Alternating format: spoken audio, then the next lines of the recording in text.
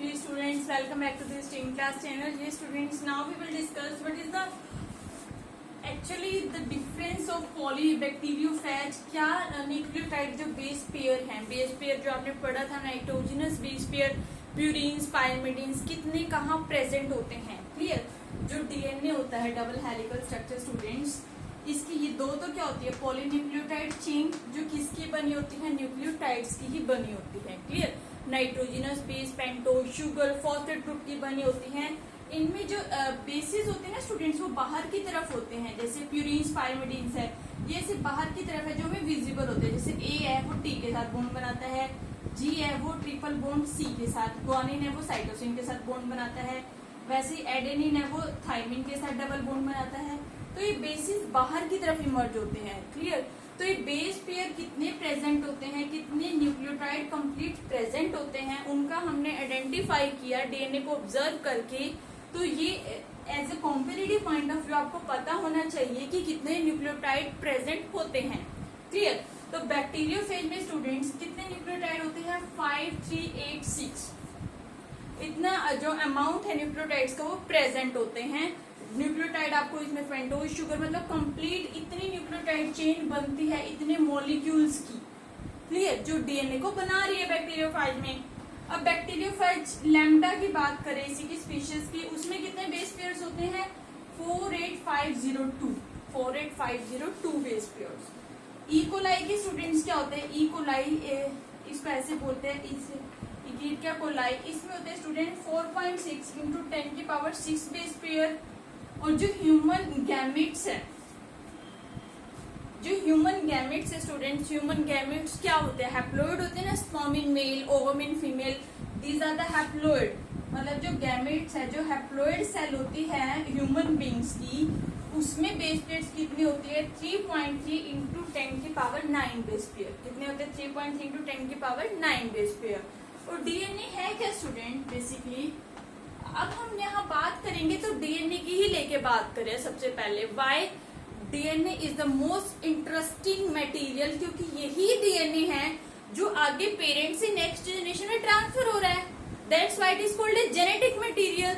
So DNA is a very interesting molecule in living system because it able to transfer the characters, it able like the genetic material transfer one another character from parents to next generation. कोई disease आ जाए, कोई character आ जाए, तो वो सब किसके लिए responsible है, एक जनरेशन से दूसरे जनरेशन में किस वजह से आए, ड्यू टू द डीएनए. किस वजह से, पेरेंट्स डीएनए की वजह से. तो students DNA is a long polymer of, polymer मतलब बहुत सारी यूनिट से बना है, लॉन्ग पॉलीमर ऑफ न्यूक्लियोटाइड्स.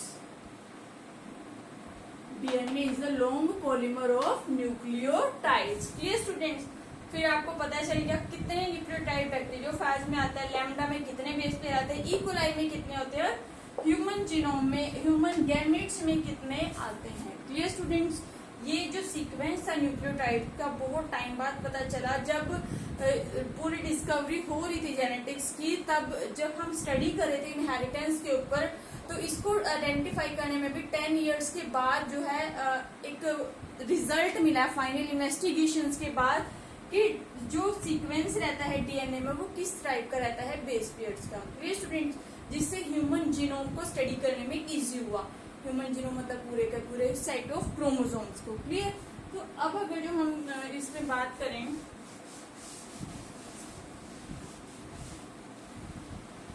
थोड़ा सा डीएनए आरएनए में ही डिफरेंस को डिस्कस करेंगे हम.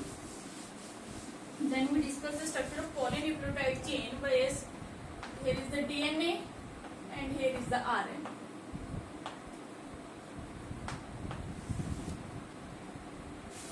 डीएनए में स्टूडेंट्स कौन सी शुगर होती है, deoxyribose sugar. Deoxyribose sugar होती है डीएनए में.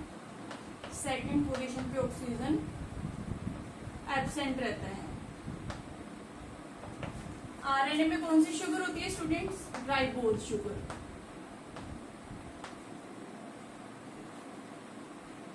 ये सेकंड आता है स्टूडेंट्स, डीएनए में डिऑक्सी राइबोज शुगर, आरएनए में होती है राइबोज शुगर. क्लियर. अब आ जाता है जो आपने नाइट्रोजनस बेसिस पढ़े थे, प्यूरिन्स और पाइमिडीन्स।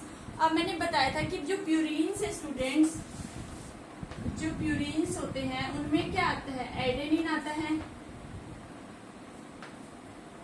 गुआनिन आता है, और जो पायरिमिडीन्स होते हैं स्टूडेंट्स उनमें आता है uracil, thymine, cytosine. Cytosine clear. और प्यूरिन्स हमेशा ऑपोजिट होते हैं पायरिमिडीन्स के। तो स्टूडेंट्स यहाँ अगर हम थोड़ा सा डिस्कस करें कि प्यूरिन्स और पायरिमिडीन्स जो होते हैं, डीएनए में प्यूरिन्स को क्या बोलते हैं, जैसे एडेनिन है, deoxy adenosine, deoxy adenosine. RNA में सिंपली क्या बोलेंगे, एडिनोसिन। साइटोसिन है स्टूडेंट, साइटोसिन को क्या बोलते हैं, डीएनए में डिऑक्सीसाइटिडीन, डिऑक्सीसाइटिडीन, और आरएनए में बोलेंगे साइटिडीन।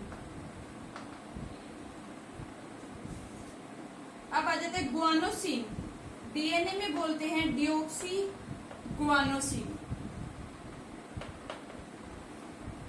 इसमें क्या बोलते हैं स्टूडेंट्स, गुआनोसिन, गुआनिन को। अब आ जाते students thymine, deoxy thymidine. Thymine को क्या बोलते हैं, डिऑक्सी थाइमिडीन डीएनए में। लेकिन मैंने आपको बताया था इंस्टेड ऑफ थाइमिन आरएनए में क्या प्रेजेंट होता है, यूरेसिल। क्या प्रेजेंट होता है, यूरेसिल। डीएनए में जहां थाइमिन प्रेजेंट होता है वहीं आरएनए में थाइमिन का यूज नहीं होता है, थाइमिन प्रेजेंट नहीं होता है। क्या होता है, यूरेसिल होता है पायरिमिडीन्स। और वो जो यूरेसिल होता है स्टूडेंट उसको क्या बोलते हैं आरएनए में, यूरिडीन। क्या बोलते हैं स्टूडेंट्स, यूरिडीन। क्लियर।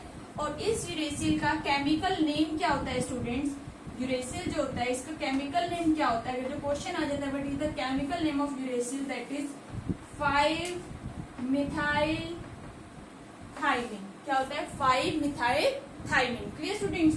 अब हम इसको, ये तो आपको पता चल गया। आरएनए डीएनए का फर्दर आपको पता है, DNA work as a genetic material, work as role play in the inheritance. Genetic material है जो इनहेरिटेंस कराता है, कैरेक्टर को ट्रांसफर कराता है।